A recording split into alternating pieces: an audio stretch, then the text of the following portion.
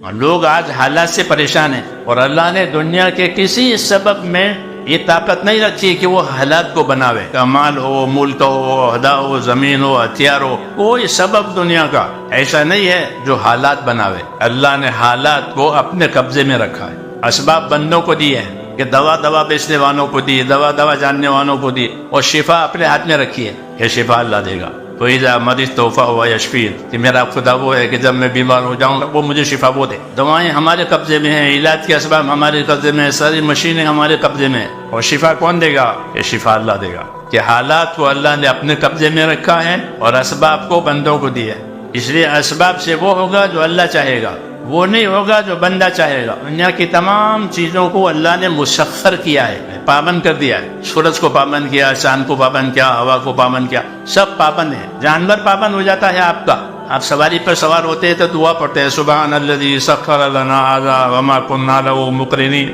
یہ پاک ہے وہ پروردگار جس نے اس جانور کو میرے تابع کر دیا، میری خدمت میں لگا دیا۔ سارے اسباب جو ہیں وہ قدرت کے تحت میں ہے، تمام اسباب سے وہ چیز ہوگی جو اللہ چاہے گا۔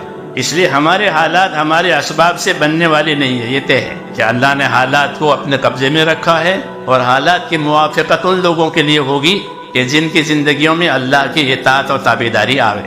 علماء نے لکھا ہے کہ دوا بھی جو اثر کرتی ہے وہ حکم سے کرتی ہے۔ فرشتہ ہوتا ہے، وہ دوا کو درد کی جگہ پر پہنچاتا ہے تو درد دور ہو جاتا ہے، اور منظور نہیں ہوتا تو وہ فرشتہ دوا کو درد کی جگہ پر پہنچنے ہی نہیں دیتا، تو دوا اثر نہیں کرتے۔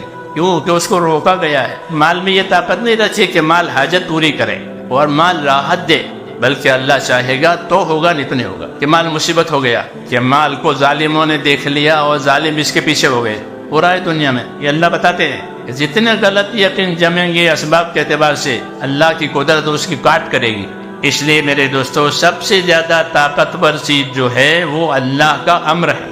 الا لہ الخلق والامر، مخلوق بھی اللہ کی اور امر اور حکم بھی اللہ کا۔ مخلوق میں وہ بات چلے گی جس کا اللہ امر کریں گے۔ اس لیے ہمارا رخ ہمارے دین نے اور ہمارے نبیوں نے اللہ کی طرف کیا ہے کہ تم سیدھا اللہ سے اپنا تعلق جماؤ اور لا الہ الا اللہ کہو کہ کام بنانے والی ذات ایک اللہ کی ہے۔ حالات بھی وہ پیدا کرے گا، اسباب بھی وہ پیدا کرے گا، نتیجہ بھی وہ پیدا کرے گا۔ ہمارے لیے اسباب اس لیے نہیں پیدا کیے کہ ہم اسباب سے محبت کر کے اسباب کے اوپر زندگی اڑ ڈالیں، بلکہ ہمیں اسباب اس لیے دیے ہیں کہ ان اسباب میں اللہ تعالیٰ کا جو حکم ہے وہ ہم پورا کریں۔ ہمارا تاجر تجارت میں مال کے لیے نہیں لگے گا، ہمارا تاجر تجارت میں تجارت کا حکم پورا کرنے کے لیے لگے گا۔